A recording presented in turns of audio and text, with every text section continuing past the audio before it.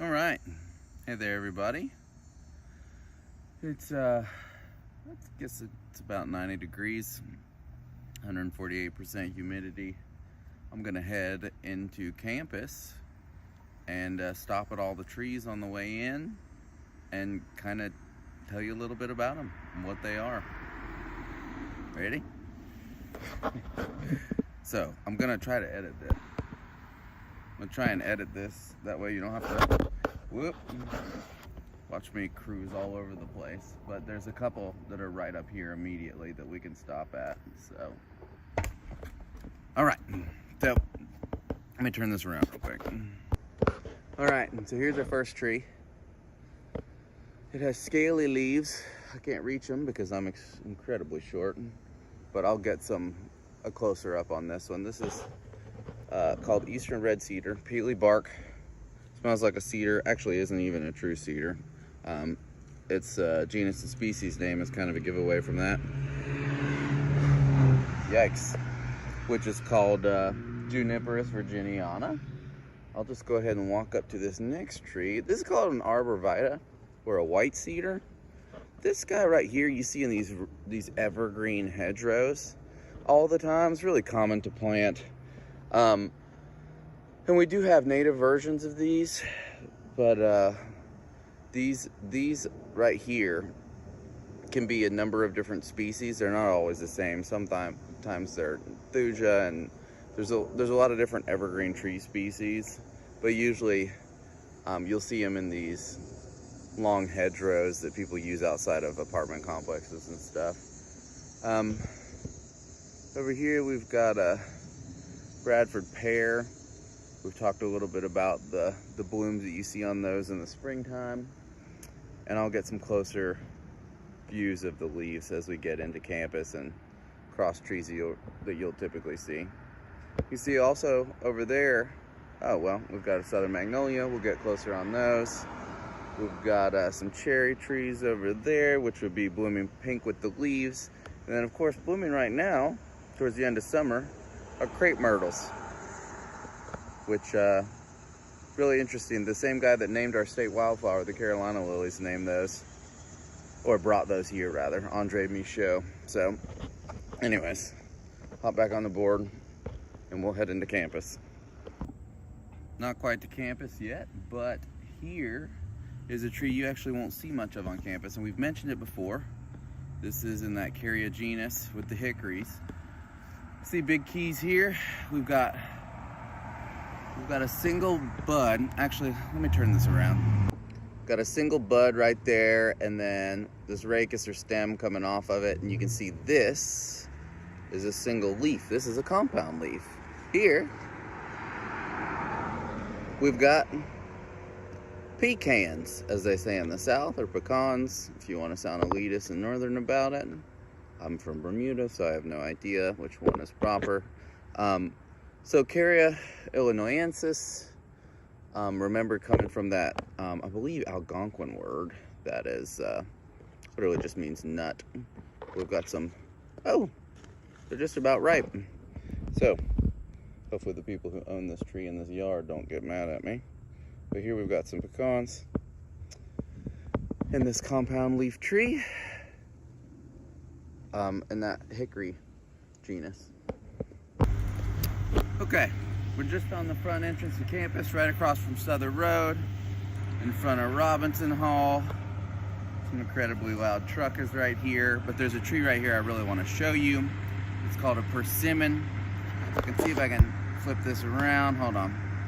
So you see up there, we've got some what will eventually become persimmon fruits that are not quite mature yet. They'll turn into these little orange fruits. Hopefully I'll be able to stop by later and show you guys, but this is what one of the leaves looks like. Very simple. We've got a smooth entire edge, very basic, kind of some notable bark, large and knobby. Persimmon trees will grow in the worst areas ever. And like I said, they're kind of unremarkable unless you see the orange fruits on them. So we'll try and come back and get those later. But this is the only one outside of the gardens that's on campus right here. in front of this parking lot beside Robinson Hall. Okay, next we're probably somewhere that you would need a map to find on campus, because a lot of you guys only go directly to and from your classes, and so you're not overly familiar with a lot of areas you don't typically go. So behind me, you'll see this sign is the Johnson Band Center, and then Robinson Hall is a little bit further beyond that. I feel like a weatherman. And then Stores is right over here somewhere, which is that architecture building you may have noticed, and we'll go, there's some cool trees planted in there as well. But right here is kind of this naturalistic area where you haven't had a lot of clearance just to put in landscaping. So I can show you a lot of cool things back here. So this, one of the more obvious heart-shaped leaves in the southeast. This is Eastern Redbud, heart-shaped leaf. It has that purple bloom in the spring. Cercis canadensis. The blooms, I think, are used in teas and whatnot. There's all kinds of cool facts in your in that tree guide I wrote for you guys for the trees you commonly see on campus about each one of these species. So, heart-shaped leaf, single stem, simple leaf, smooth edge, big key, because there are some jagged edge or some serrated heart-shaped leaves in the southeast as well. Eastern Redbud. Here we have a maple leaf, kind of looking like one of those leaves on the Canadian flag, right? And this is a southern sugar maple. So this is Acer floridanum. And you'll notice when I show you guys what a red maple, the other really common maple around here, looks like, that this leaf and its lobes are a little more dominant, a little more predominant as compared to just the red maples, okay? Let's see what else we can find around here. Oh, tulip poplar. Let me turn this around. They're very, very distinctive leaf shape. The only leaf that's shaped like this, also called yellow poplar. It has tulip-shaped blooms, and hence its common name. Its genus and species is Liriodendron tulipifera. I know these genus and species names seem kind of crazy if you're not used to using them, but in the plant world, there's way too many common names that are the same, so you have to definitely try and learn the genus and species names. If you take field botany with me, then you'll learn all the major plant families as well, and all the major plant communities and so forth. But here, I just want to kind of go over the trees that you'd run in when you're walking around campus, which will probably eventually happen at some point in your life. Okay, so we've got tulip poplar. What else do we have around here? Ooh. Here we've got, y'all, I might be too short. This is so sad. This is so sad. Oh, here's a cool learning opportunity. This right here, this is Virginia creeper. It's got 5 leaves. It's a vine, climbs up trees. Now, if you see a vine that has 3 leaves on it, what is it? It's poison ivy, right? So just want to kind of let you know the differences between those two. There's all these silly phrases to try and remember, leaves of 3, let it be, and so forth, that try and help you remember the difference, because Virginia creeper and poison ivy grow in the same places all the time. Here is Eastern Redbud again, that heart-shaped leaf, hopefully easily identifiable. Let's see what else we can find.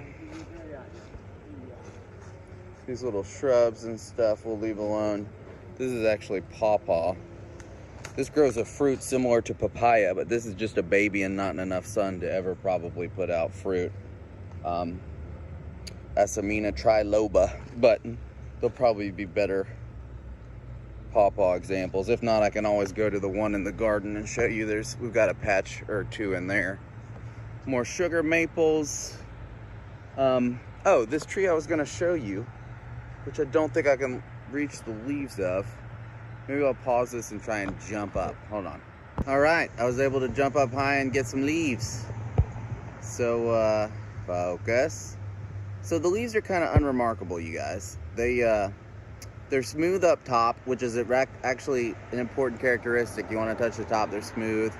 They're slightly serrated. These have been eaten and are all mauled, so they're kind of hard to distinguish the differences here.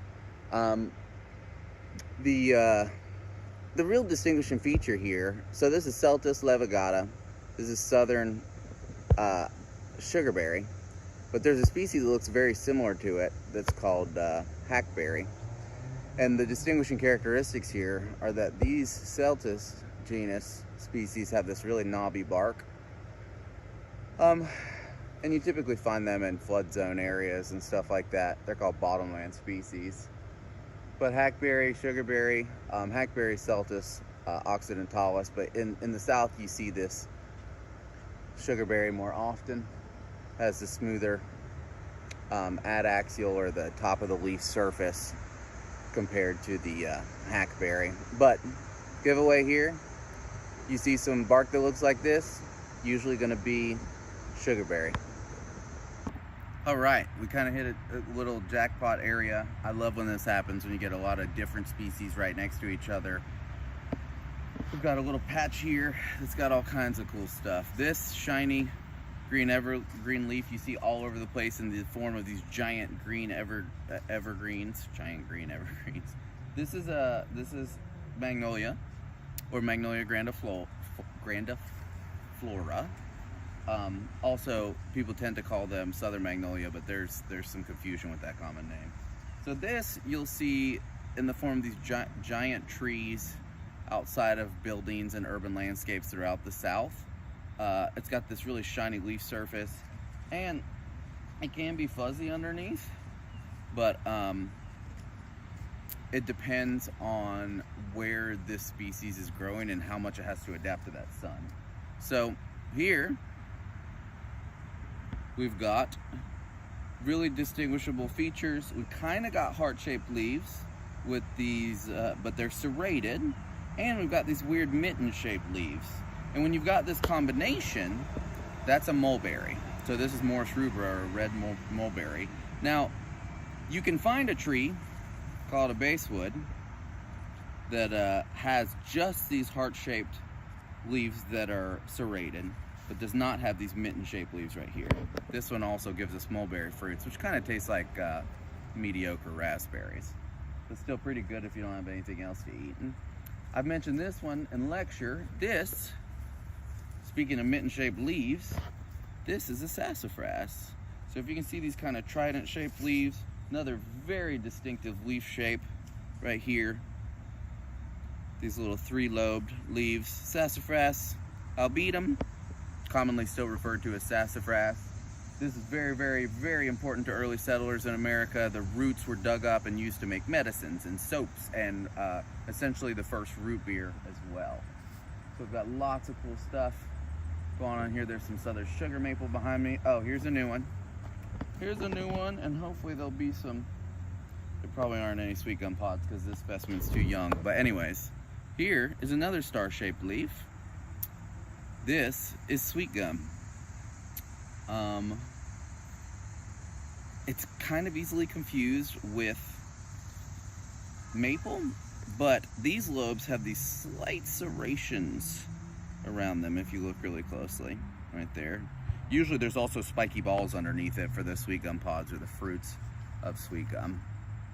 Let's see what else I can find for you guys. Now here's a non-native that you see everywhere. It's not a native species, but if you look at it, well, if you look at it, a lot of people think it looks like cannabis, but this is actually a type of maple. This is Acer japonicum, or Japanese maple, one of the few species you guys might already be able to recognize because it's in the landscape all over the place. Let's see what else we can find. Another new one. Small, serrated leaf. Kind of a giveaway here is the top is what we call scabrous. It kind of feels like a scab. Honestly, avoiding all the like fancy nomenclature or whatever, this feels like paper mache. It's very rough and papery. And the leaves are really small relatively, honestly, compared to other leaves. For example, these leaves are tiny. And this is American elm, Ulmus americana. I keep trying to remember to give you guys the, I don't think I told you guys the genus and species on the persimmon. Yeah, maybe not. That one's Diasporus virginiana. Diasporus means fruit of the gods. If you ever eat a persimmon, you'll either love it or you will think it is whatever the opposite of the fruit of the gods is. It is a very strange flavor. What else we got in here? Oh. Nope. More, oh. Really solid example of elm. So elm has a lot of variation in it. It can be kind of small. It can be bigger when it's younger. Kind of a more confusing thing about tree identification, you guys, is that younger trees tend to have larger leaves because they're trying to grow quickly to adulthood, right? So they're putting a lot of energy and investment in that. Here we have a cherry tree right here. These usually bloom all pretty. This is a shiny surface. It's serrated around the edges. And there's a giveaway on this. If you flip this leaf over, hold on. Gotta hope I'm not making you guys nauseous. You're like, you are. On the underside, here, is an orange hair, or some orange hair along the midrib of the leaf. And that's definitely a good giveaway for a cherry tree. There are a lot of ornamental cherries that are Asian in origin, but this is our native cherry. What else we got? Got more cherries. Once again, you can always flip it over. Look for that hair in the midrib. Smooth, very smooth leaf. The ornamental ones have very distinctive bark, as I think I put in my presentation. But these are all in this Prunus genus. Serratina is the more common cherry tree that you find around here. We've got some more sweet gums along this path.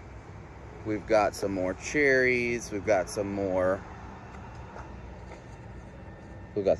elms. We've got some more tulip poplars. Something's running around in there. I don't know what it is. What else do we have? Oh, oaks. Yay. So here we have Quercus alba, or white oak. This one's got powdery mildew, or maybe it's just dust from construction. I don't know. So oak leaves, very distinctive lobe leaves. Although sometimes they're not referred to as lobe, but anyways, we've got, this is white oak. The big difference is you got two main groups of oaks here. We've got red and whites, and red oaks have these bristles at the end of each of these lobes, which I'll try and find and show to you. But here we've got more white oak in here. Quercus alba. More southern maple. Oh, here's our first hickory. Oak hickory, usually found together. This is a hickory tree. It would be helpful to have some nuts nearby. Basically, the most common ones around here are bitternut and mockernut hickory, but big giveaways, right? We've got, let's go down to our limb over here, and we look for a little bud. And you can see there's a little bud, and from that bud comes a stem, or this rachis. And this is a single leaf of a hickory tree. This is a compound leaf. We've got the same thing right here. Got these hickory leaves. These are too young. Otherwise, we could find nuts and try and help distinguish between the difference. Oh, here's something cool. You guys, I won't force you to learn this, but if you ever see these are called strawberry bushes. Euonymus is the genus. It's a shrub. Typically find in association with oaks and hickories, actually. So we've got some hickories in that Caria genus. All right, we've got some more hickories, little babies down here. Probably a mockernut. We don't have the nuts to be sure. Y'all, you can really, so Caria tomentosa is mockernut hickory. Tomentose just means really hairy. So the undersides of mockernut hickories tend to have this hairy-like feeling, whereas the bitternuts feel a little smoother. But there's also a hickory called shagbark that's around here, where the bark is really shaggy. I'll show you that at some point, because we've got some shagbark hickories on campus.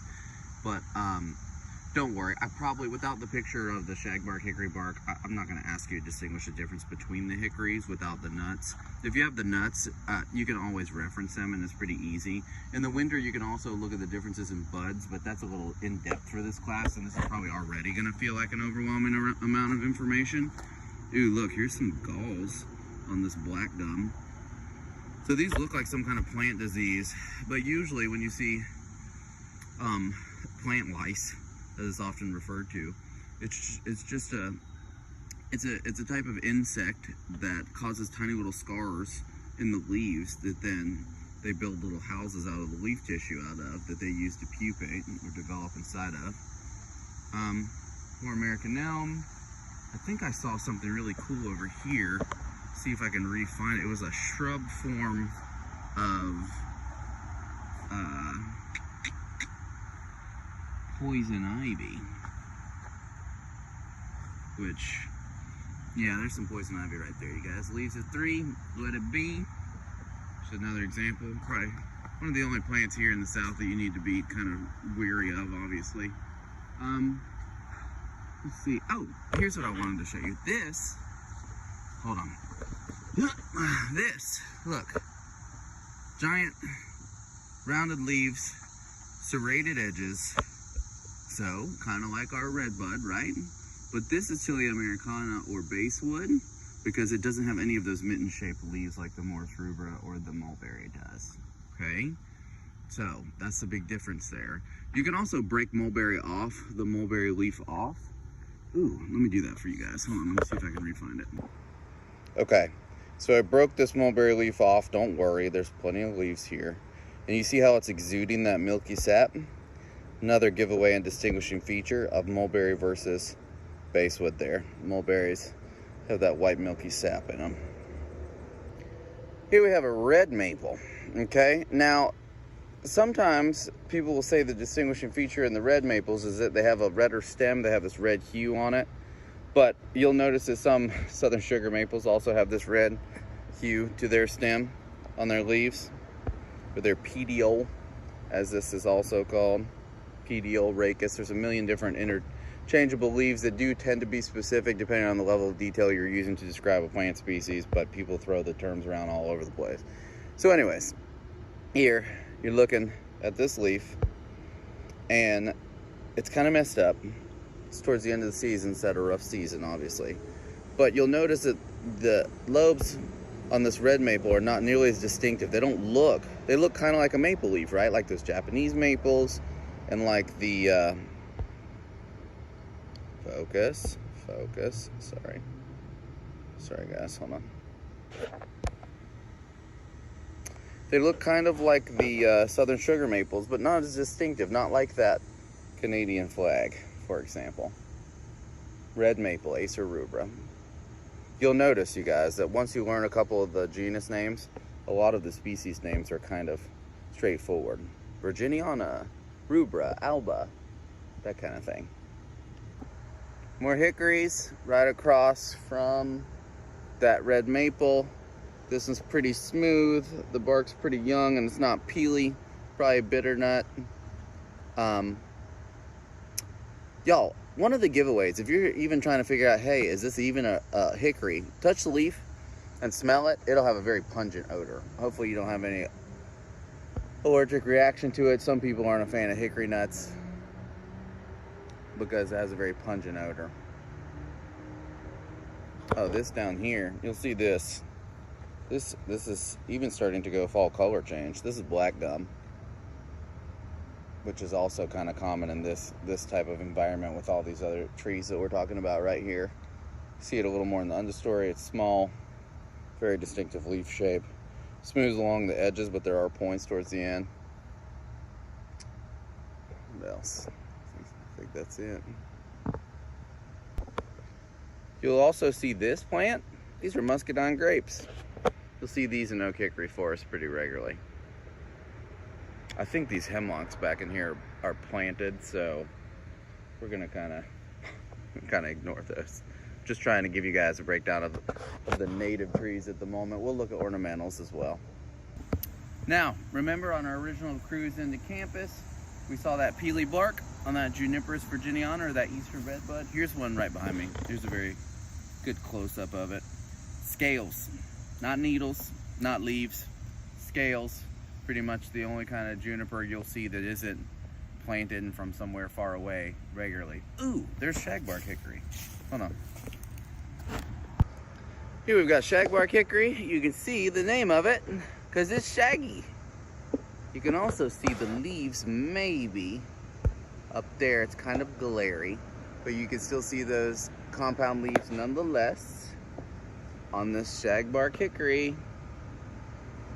Glad we found that. So we're, here we are. We're right by East Deck. Probably on the other side of the planet compared to where you usually go by the time you're an upper level bio major.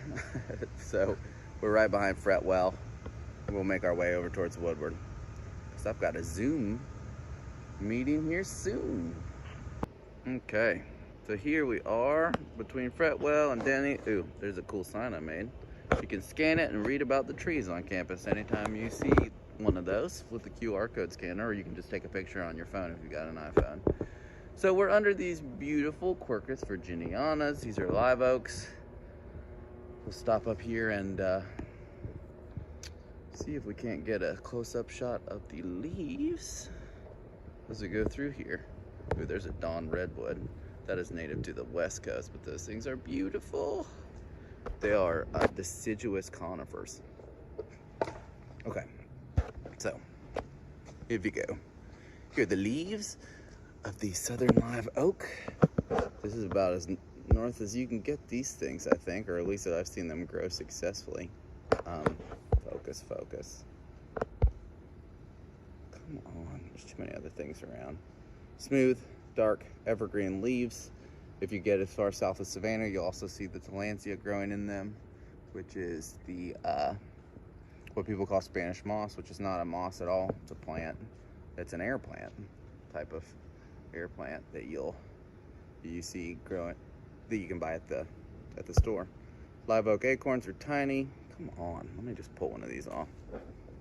There's a better. There we go. Better example of the leaf. Tiny, evergreen, smooth. Entire edge. Simple leaf. Very distinctive. Probably one of the more gorgeous areas of campus. All right, now we are by Chick-fil-A. That's pretty much the most important marker on campus, right? Right beside Smith.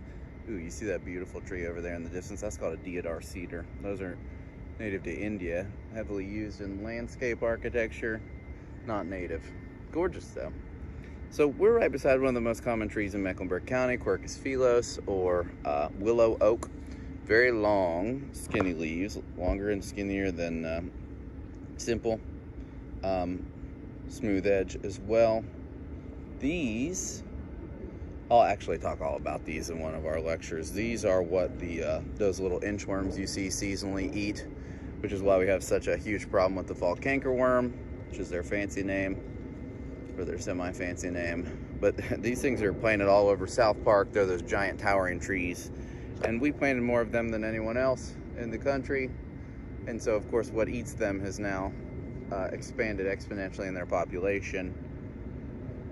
But they look like willow leaves. Willow leaves are serrated, and most of the willows you'll see out here are weeping. And this is, of course, not weeping. This is just a willow oak. Skinny green leaves. They're all over the place. You can see the fountain off in the distance right there where the tower used to be. So we're essentially behind the library. Now we're gonna head down to Burson at some point. Maybe not today, since it's, I guess, about 114 degrees at this point. Y'all, these are hollies. These are called Nellie Stevens hollies, which is just a cultivar that was bred for horticulture and urban landscapes. Okay, here's a distinctive hickory. We're, there's the sign for Burson through there to the bike racks. Here we've got a hickory with smaller hickory leaves. I believe this is a pignut hickory. Yeah. And this is a good place to come and gather hickory nuts if you want to come scope those out and be guaranteed to find some. We've got some, y'all, if you see all these oaks on campus, it looks somewhere in between a red and a white oak. It's because we have, these are tricky. These can be lots of things. This is probably scarlet oak. There are post oaks if the leaf looks like a big plus sign, but all these commercial oaks I won't hold you responsible for knowing. We're gonna try and go into the woods behind Burson, which is actually a great place for botanizing a lot of neat tree species down there that you don't find elsewhere on campus. Botanizing, the verb, of course, for searching for and examining plants for fun in your free time. All right, now, if you come across, if you come across, and this is a little bit out of reach, a compound leaf that does not have that hickory smell to it. It also has more leaflets than a hickory. There's no samaras on this right now, which is kind of those winged achenes or those winged seeds. That's kind of a giveaway for Fraxinus americanus or the white ash. This is a white ash tree right here. We're right behind the library. Some crepe myrtles are everywhere. Thanks, Andre Michaud, for discovering, quote unquote, our native wildflower and bringing the most important landscape species to America. It's very nice of you. So anyways, here we've got white ash. You can see over there, there's something else with compound leaves. We'll go look at one of those a little closer. There's one at the bottom of Burson. It's a walnut tree. Hey, so we've got I'm probably standing somewhere I shouldn't be. This is, I don't know. Here we are behind the library still. Behind,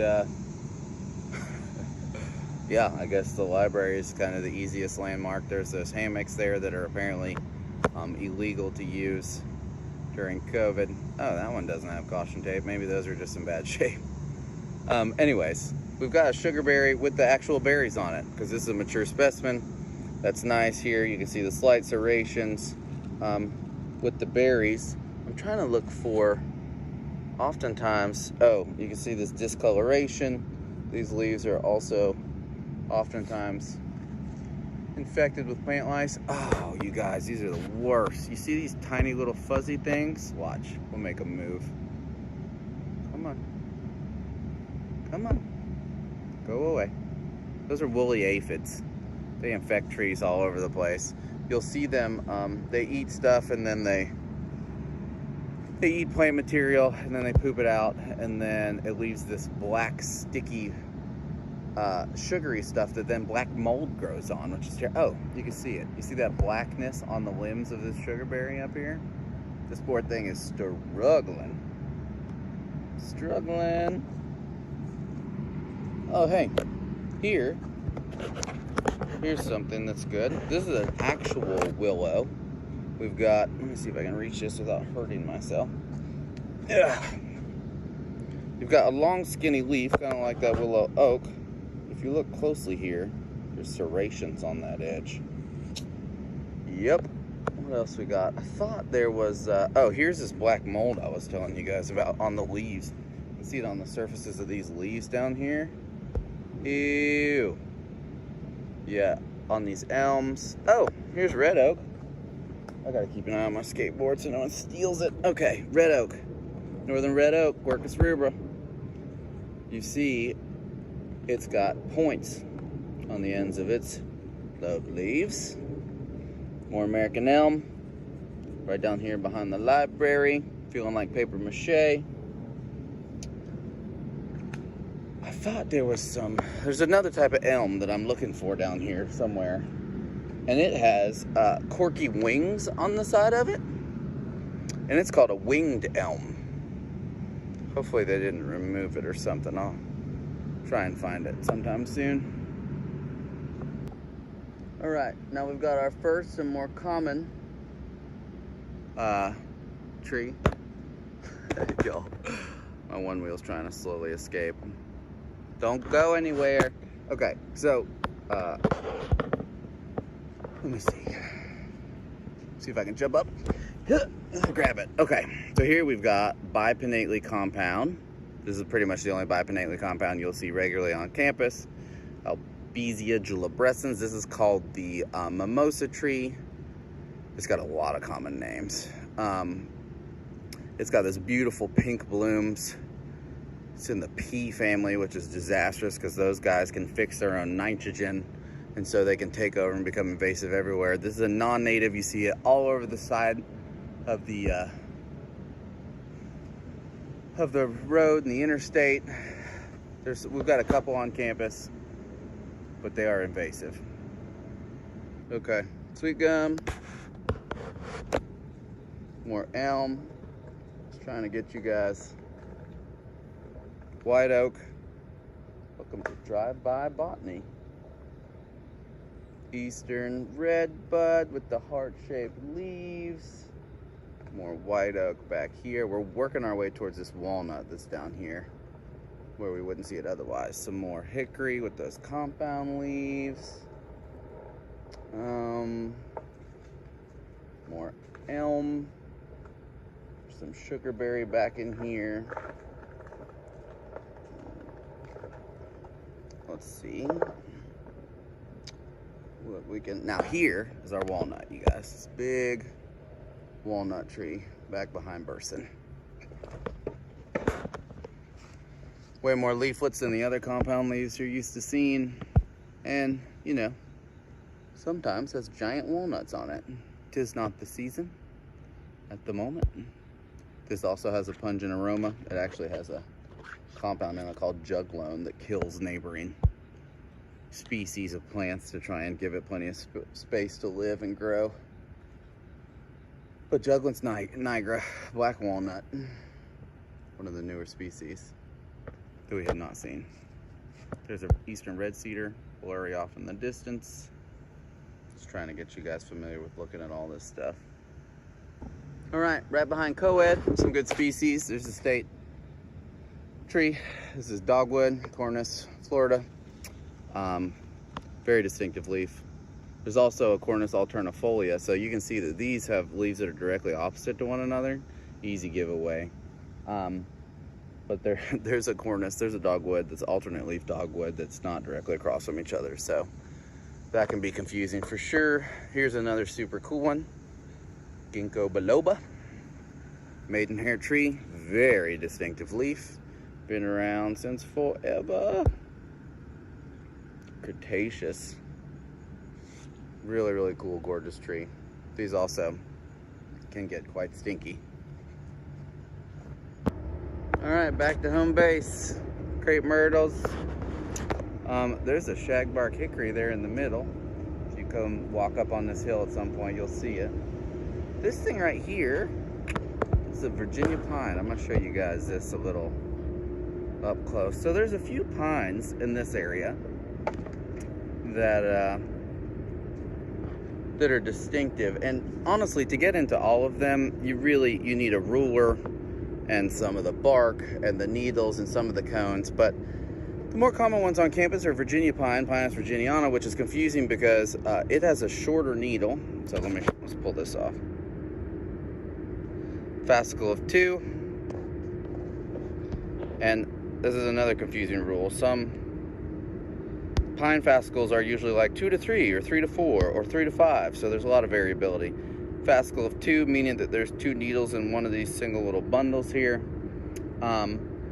Virginia pine has smaller and shorter pine needles than shortleaf pine, Pinus echinata, which is another common one on campus. Off campus, there's a bunch of them. There's loblolly pine, Pinus taida, and there's longleaf pine, which we'll talk about when we discuss conservation science. But this one right outside of Woodward should give you an idea of what Virginia pine looks like. And when I get near some shortleaf pines, which will probably be out at Reedy Creek, there's some in my neighborhood that I can show you as well, then I'll give you a breakdown of the other pines. All right, so different day. Same thing, we're learning about trees. I am in the Van Laningham Glen, which is down from the greenhouses and over the hill and through the woods. So there are a million species in here. This is essentially a simulated rich music forest that you would typically only find in a rich cove forest, rather, that you typically find in the mountains. But we've got a creek coming through here, and there's lots of water lines spread throughout here to keep this consistently moist. A guy named Dr. Heckenbleicher, one of the first biologists here at the university, created this place. But I'm down here not because there isn't 400 new species of trees I could show you, because there is, but because I want to show you the main ones that I've mentioned over and over. Somebody being obnoxious. Which is the Magnolia, macrophylla, or the big leaf magnolias that are so remarkable. Hold on one second. So here we have Magnolia macrophylla. It's kind of overcast today, which I think kind of helps add to the effect. Pull one of these down just to give you an idea. If you've noticed my picture in canvas, it's me holding one of these. Y'all, this leaf is as long as my arm, which when you're 5'6" really isn't saying all that much, but still. Largest single leaf tree in North America. These are really old. People are really mean, so we have to wrap them in fabric because people think they want to etch their 6-month relationship into the side of it. AK plus BK for life. So they need rich soil, consistently wet, ton of ferns down here. If you take field botany with me, we'll come down in here and get into all kinds of things besides just the trees. But as you're probably already finding, it's enough just to try and learn the trees.